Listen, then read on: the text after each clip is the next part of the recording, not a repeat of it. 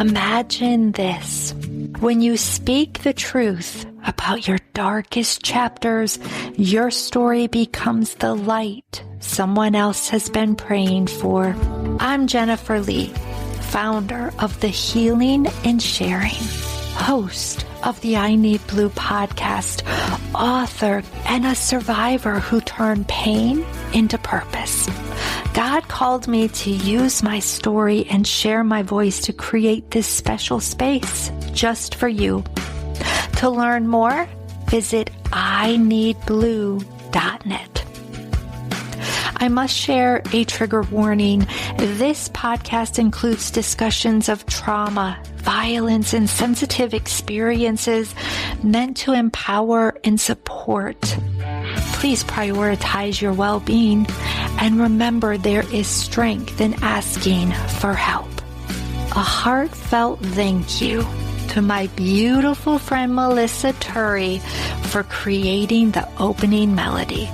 To learn more about her incredible journey, visit melissaturimusic.com.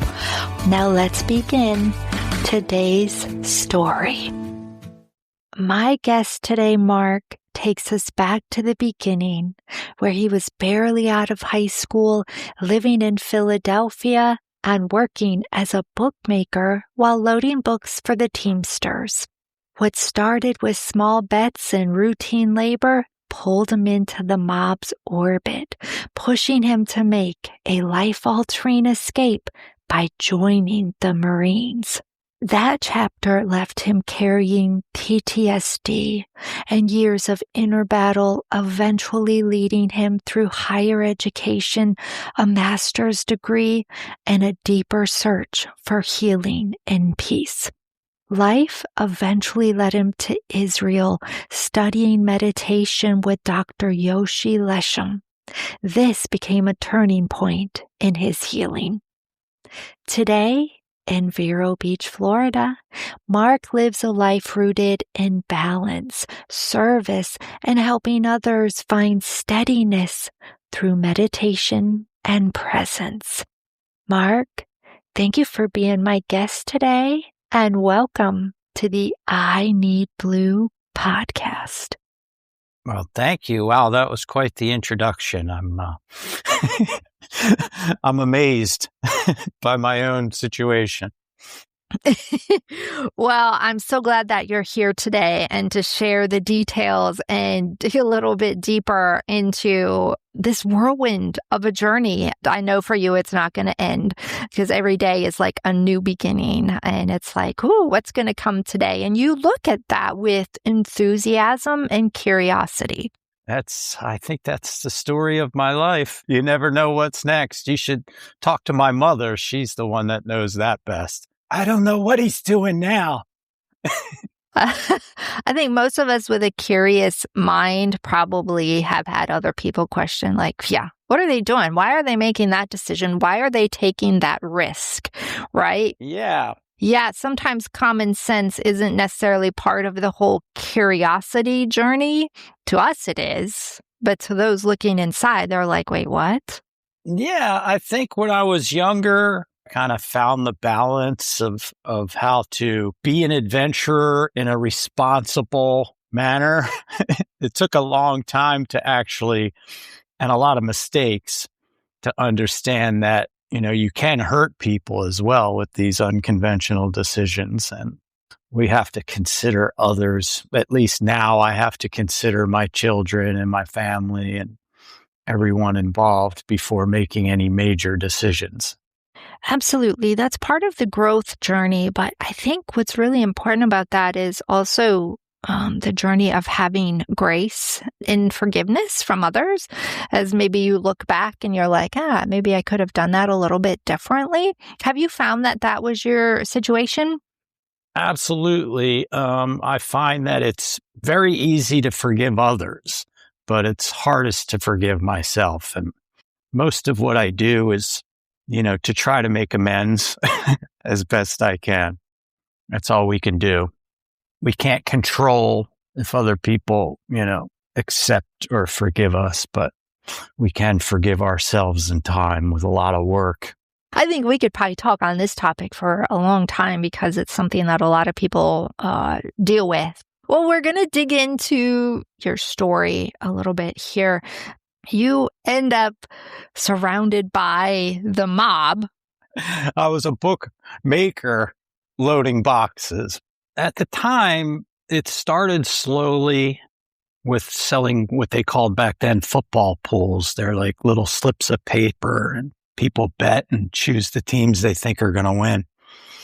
And then it led to actual bookmaking, which is taking bets, individual bets. You know, some of them were pretty big.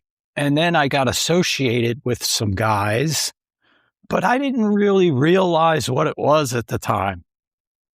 You know, I didn't think I was in the mob. How old were you? I guess I started about 18. Okay. Maybe 17 in it. I graduated when I was 17, so it had to be, 17 and a half to 18. Yeah. And then I was in it for about a year and a half, and I joined the Marines and ran away as quick as I could. I had to get out of that stressful situation by joining the Marines. That's a joke, Yeah, you shared a little bit about the moments when you realized, I need a change. I need out of this career path that I'm currently in. Take us into that moment. Ooh, well, I was paranoid. I always thought the police were like outside of my house. There'd be a van or a car there, and there'd be a guy in it. And I was like, wait a minute, are they here for me? But then I started betting myself, and you got all this money involved, and you can't tell your boss that, I can't pay you on I think it was Wednesdays we settled up. You can't tell them I don't have the money. That doesn't work very well. And then you have guys that like bet with you and then they don't pay you. And if it's a $50 bet, what do? You don't want to go scare or hurt the guy for $50. You got to let it go. So it was a lot to handle for a young man. But the bottom line is I couldn't take the pressure. It was just way too much pressure for me. Aren't most people in the mob like born into it or not? Well, yeah, I was introduced by Little Sween. He was not little by any stretch of the imagination, whose father was Big Sween. And I think their last name was Sweeney. So yeah, he was introduced by his father.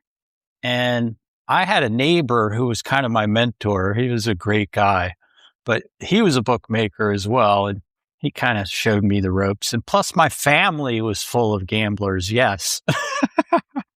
I was taught to play poker and bet at a very young age. It was just part of my life. So I didn't think it was anything, exotic or interesting. But all these years later, I look back and I'm like, wow, I had no clue what I was jumping into there. That's pretty much being 17, 18, isn't it? Yeah. But, I see mob movies and stuff and I'm like, whoa, okay. Yeah. I remember something similar to that. Not as extreme, of course, Yeah. So you decide you're like, I need to get out. You joined the Marines. Oh, yeah. That was an impulsive decision. I just, after loading boxes, we had to be in real early in the morning. It was like, I think we had to be there at 3. And I had a friend at the time. He's passed away. He passed away from a heroin addiction.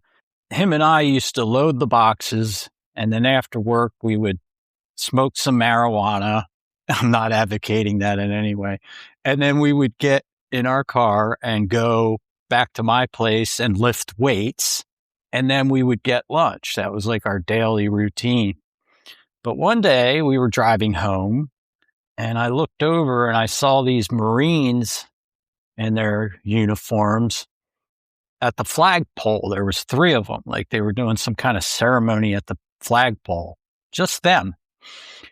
So I pulled into the parking lot and it was the parking lot of the recruiting station. And my friend said, what the heck are you doing? I said, I'm going to join the Marines. And he said, yeah, right. You're joining the Marines. So I waited for the Marines to get done. It was Staff Sergeant Malone. I walked up to him and said, I want to join the Marines. And they all started laughing and said, yeah, right. But I joined the Marines that day. And they asked you a question about why you wanted to join the Marines. Because I said, I want to leave as soon as possible. And they asked me, did you take the ASFAB test, like the Armed Forces test when you were in high school? And I said, yeah. So Malone got on the phone and called like the MEPS. It's like the local regional military recruiting office, and asked for my test scores. And when he got off the phone, he said, man, your scores are good. You could do any job you want in the Marine Corps. And I said, well, I want to get out of here as quick as humanly possible. And he said, well, the only thing I can give you then is the infantry, but you don't want to go in the infantry. I said, whatever, I want out. And they asked, are you in trouble with the law? And I said, not yet. And that's why I want to get out. So he put me in like a special infantry. It was called security forces and fast teams. So it was kind of like a little bit different than normal infantry. So I thank him for that because I ended up in the normal infantry, and man, it's tough. You're called a grunt. I went home and told my father. I told him I joined the military. I didn't have the heart to tell him I joined the Marines.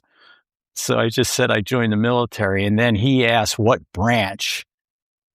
And he said, please tell me it's the Air Force or the Navy. And I said, no, it's the Marines. And then he got mad and said, you tell your effing mother. Because my mother's a little bit of a nervous type. I don't think she was real happy. Yeah. Yeah. As a mom of 2 Marines, my first one shocked me when he called and he said, well, I joined the Marines. And I was like, wait, what? He wanted to go to college for like accounting and things like that. My youngest, not so much, because he had talked about that forever. But I know what it's like to be the mom and have the like, oh, by the way, this is what I'm doing. Yeah, it was something. Yes. And for you, when you say it was something, this landed you into the first Gulf War. Well, what happened was it was very peaceful when I joined. You know, we were in, I think, the School of Infantry at the time. Back then, TVs were on like this rolling cart. You know, I don't know if you remember those rolling carts, but they rolled it out to the squad bay and we all gathered around, and it was Dan Rather or someone, you know, talking about Saddam Hussein invading, and then George Bush talking about it will not stand this aggression. And at that point, it got real. I was like, oh man, you have got to be kidding me. Because I had no visions of being some kind of hero. I knew war was hell just from talking to Vietnam veterans. So I wasn't necessarily chomping at the bit like the rest of the guys. What was that like for you? What surprised you the most or that you weren't prepared for? Well, you know, when it gets real, it gets real.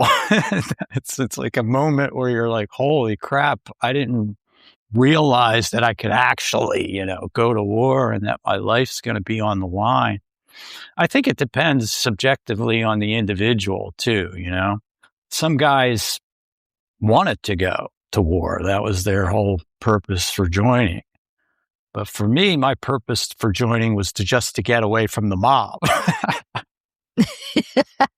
So the whole experience ended up being a lot more traumatic and stressful than what I left. And I'll never forget it. You know, after I joined that day where I impulsively joined, I had to go back in to sign some papers or something. And I was sitting outside waiting for Staff Sergeant Malone. And this Navy recruiter, he was like, why don't you come in?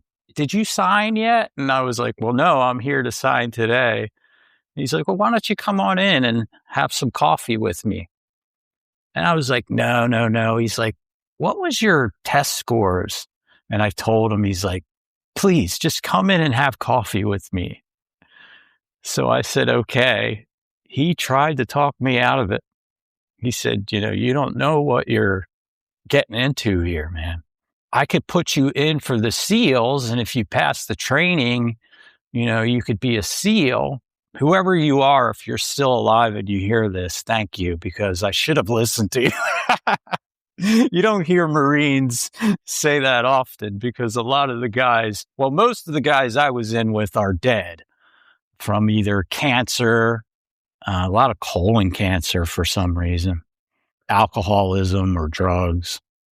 So my best friends are dead, but I'm still here.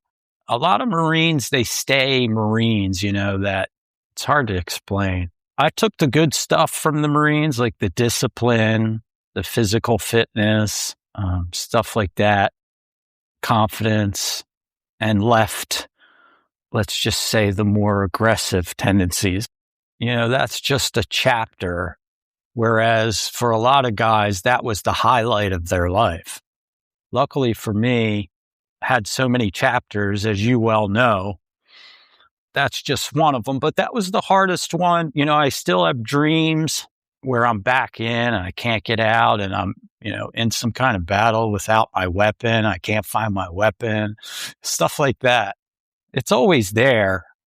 And I didn't see anything compared to the post 9/11 Marines. I look back at my old units, 3rd Battalion, 5th Marines. After 9/11, those guys in a 4-year enlistment did 2 tours in Iraq and 1 tour in Afghanistan in 4 years. I couldn't even imagine coming back, surviving that. But like you said, it's not about comparison. I've always felt guilty that, I didn't see enough or do enough when I was in compared to a lot of guys in the same situation as me. But like you said, it's not really helpful to compare. You go in and you're sent where you're sent. It's not really your choice. And you just take the cards you're drawn. But the post 9/11 guys, I really like helping them, establish meditation practices, because I really don't know how I would have survived that afterwards, even if I survived it. It's just a terrible position to be put in as a young person, that much trauma and that much violence in one tour. It's just not right. But I'm not here to criticize governments or anything like that. I don't get political, but it's not good to put another human being through that. Right. And civilians, we have no idea what that's like. I think it's fair to say the spouses and the children of the military probably have a better idea of those actually living with the soldier and having to witness, like you said, the nightmares, the waking up. Sadly, the alcoholism. I mean, we know suicide is rampant in our veterans and whatnot. Yeah, just going out into public was tough for me at times. But those guys, I mean, their nervous systems are so hijacked and they're addicted to adrenaline. You got all the memories. I don't even like to surmise what they're going through, Right. When I got out, I went straight back to college. I actually drove with one of my Marine buddies who's now deceased, Craig. We drove cross country with a trunk full of beer, driving at like 100 miles an hour.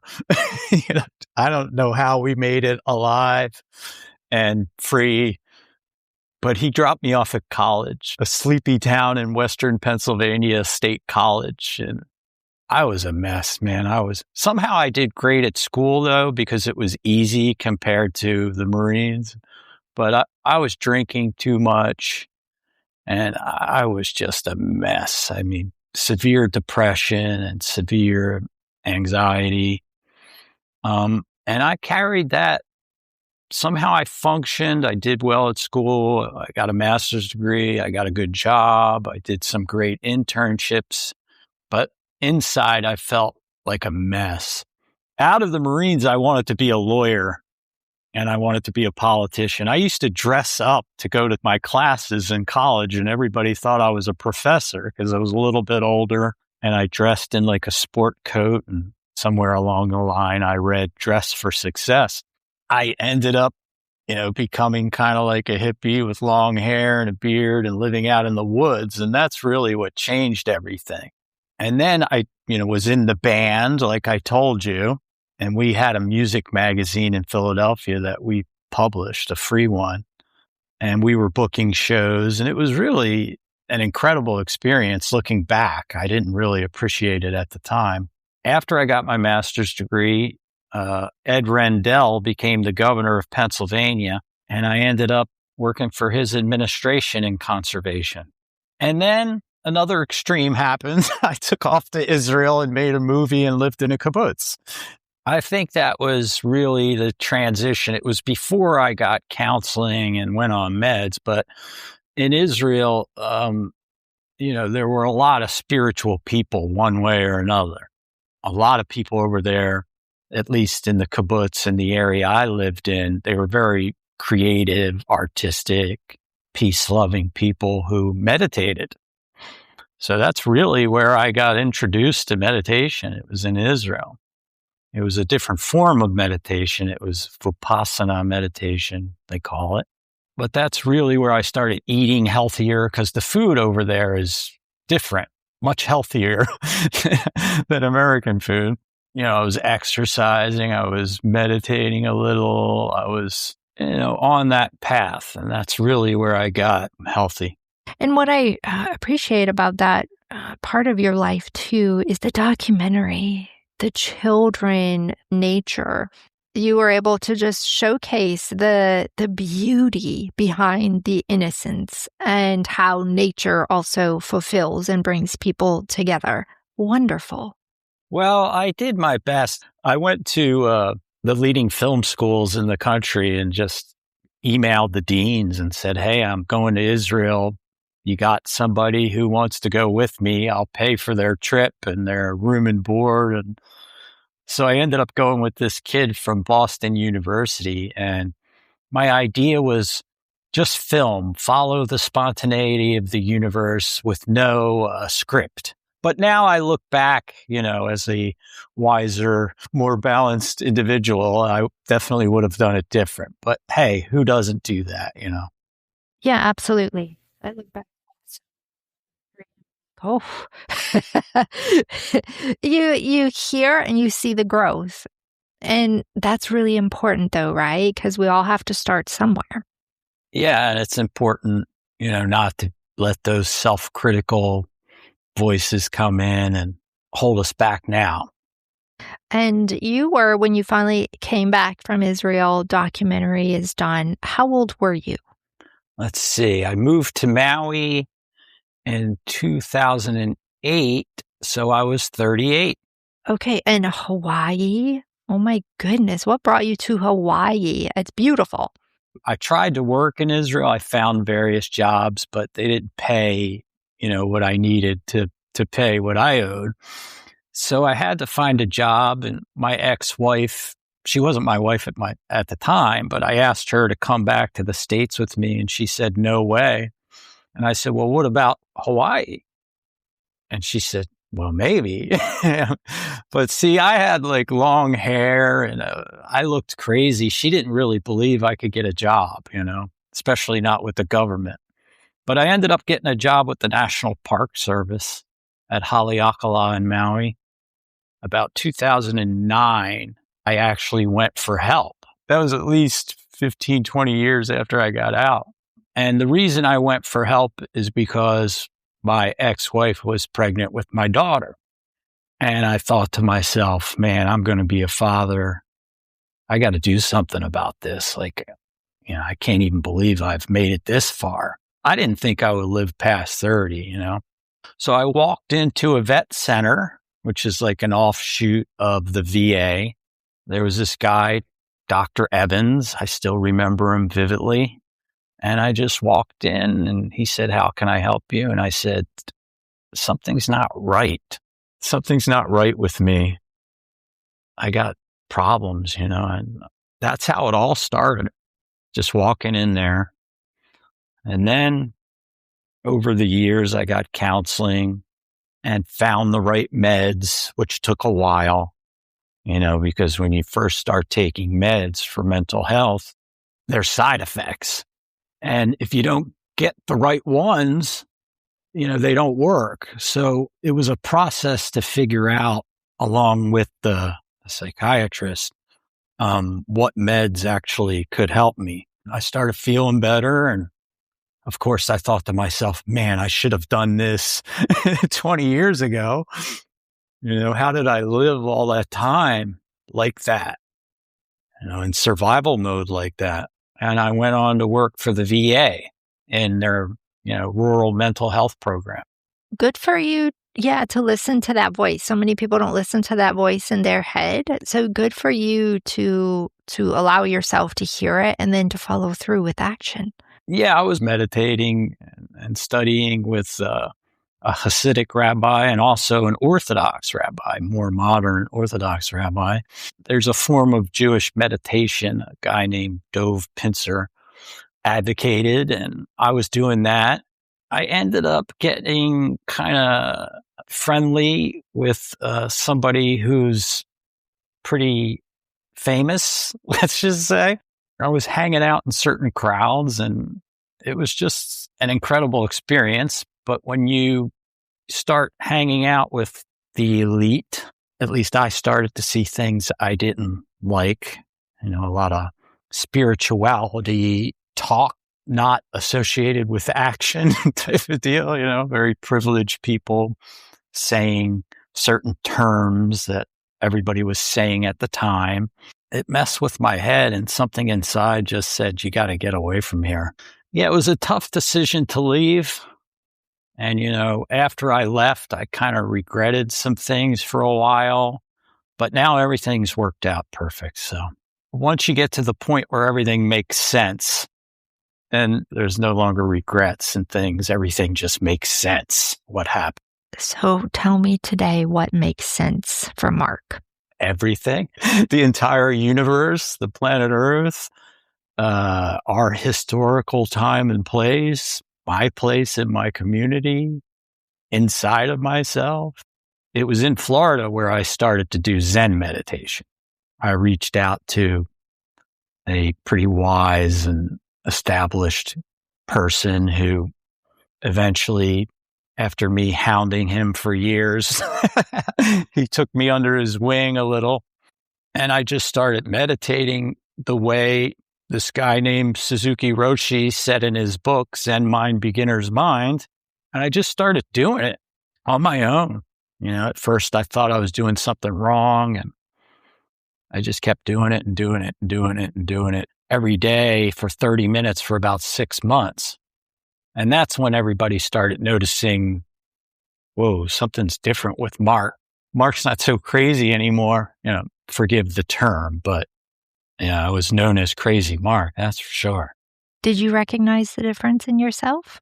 Not at first. No, other people noticed it before I did. But just when you get down in a balanced position every day, it's like a professional athlete who, when they were a kid, they played their sport.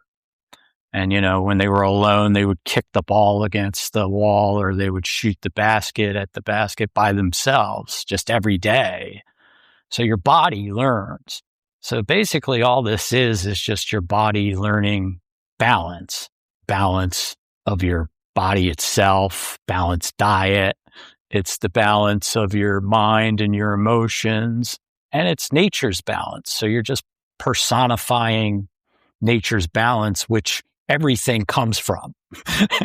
Everything that exists requires a certain balance, So it's just doing balance, not thinking about it or, proselytizing it or theorizing it. It's just putting your body in a balanced position so that your body can rub off on your mind. It's very simple. Right.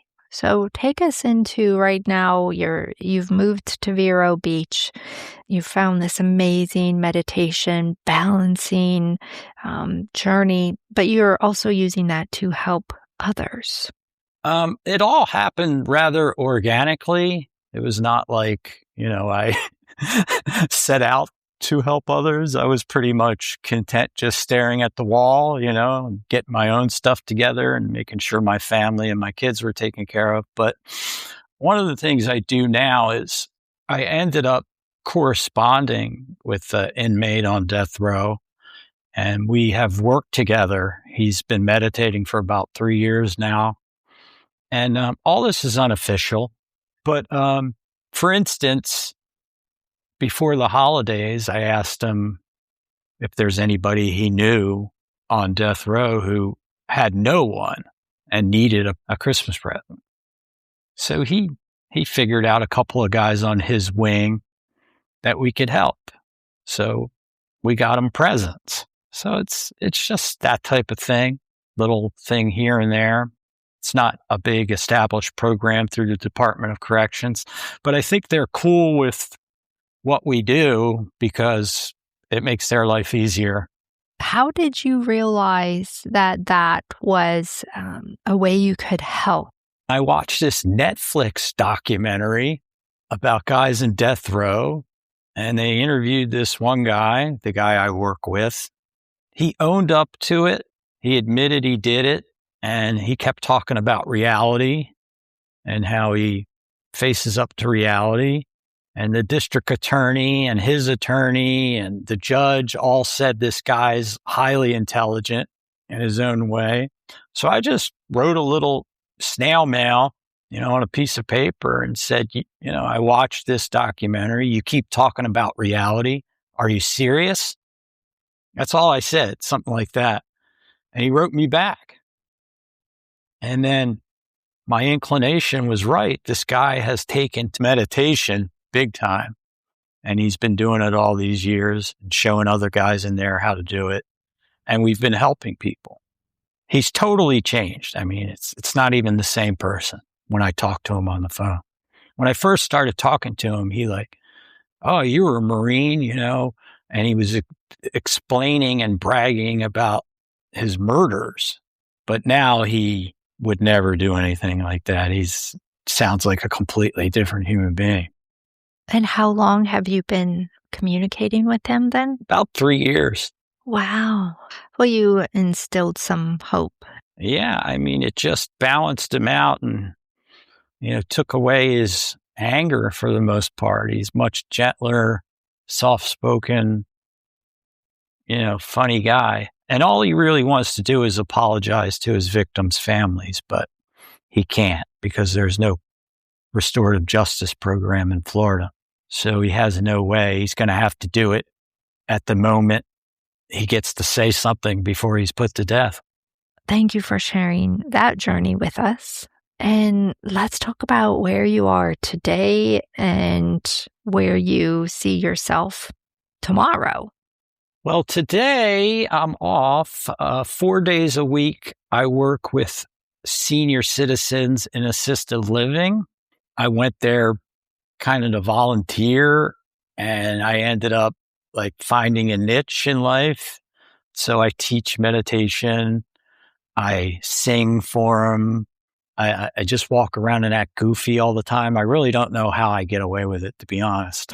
So I can be my natural self, and I seem to have found a home. I even drive this big bus. I take them to their appointments and stuff. But I love the seniors. And then I work with people one-on-one in the community, and I work with the death row guys. And I have a cadre of people who check in with me just to be their anchor. They're not necessarily serious students. I have a new guy I've been working with. He works for this corporation called LifeVac. And apparently they're on Fox News all the time. And so they've been having me on their LifeVac show. Rick, I think he's the director of sales or something for the company. He's taken to it. So I've been working with him, and they've been having me on air for updates and stuff. So, lots of podcasts, it's just an interesting, fulfilling life. What final message do you have for our audience today? What do you want them to take away from our journey here? If you feel as though you have big problems, or you're a mess, or you're a loser, or you're not where you want to be, the first thing I would recommend is just stop.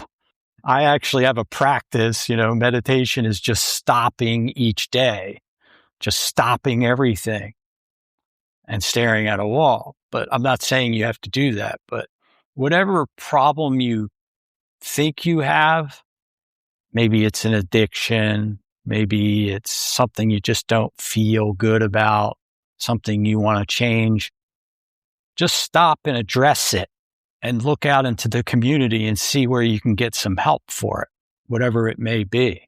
Like me, I had to stop and go in to the vet center and tell a psychiatrist I need help. And that's really why I'm here now. I don't even know if I would be alive, to be honest. Now, in today's world, where it's spinning so quickly and everything's going so quickly, that seems almost counterintuitive, just stop what you're, just the one benefit of COVID was that everyone was forced to stop. I don't know if you remember back then, but there would be articles about how nature was taking back cities. Cities were getting greener and wildlife was coming back once everybody stopped. Yeah, it's important for people to know that they are not alone, right? Yep. We're all a mess. I mean, everyone. I don't think I've ever met anybody who wasn't a little bit of a mess, Mark, thank you for being my guest today on the I Need Blue podcast. Wow, it was great.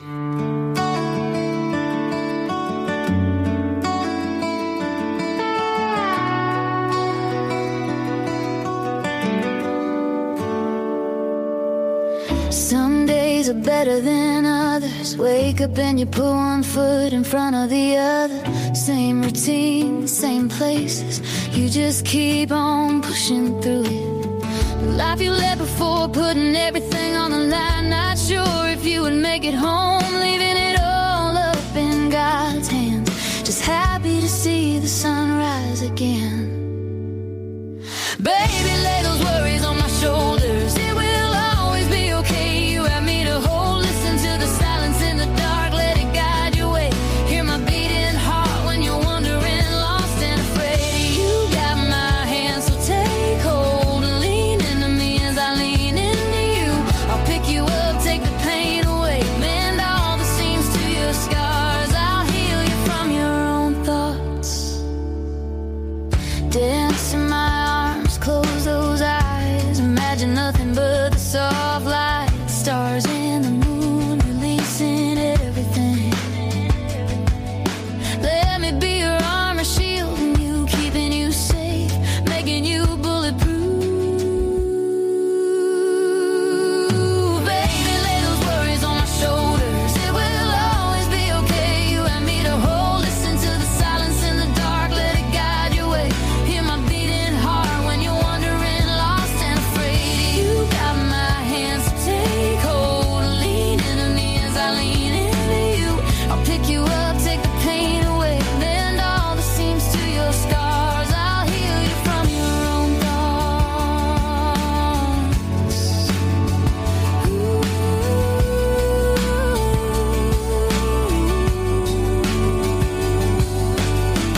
In time, the bruises of the old will blow away in the wind, be replaced with all the new. But until then, lean into me, let me be your everything. I'll keep you safe from all the harm. I'll heal you from the war, the thoughts that keep you up at night. Baby, lay those worries on my shoulders. It will always be okay. You and me to hold. Listen to the silence in the dark. Let it guide your way.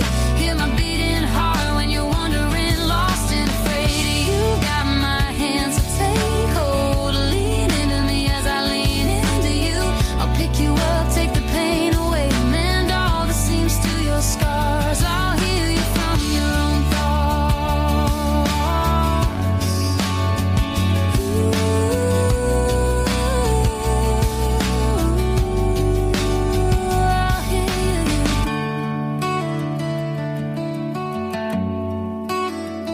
Ooh.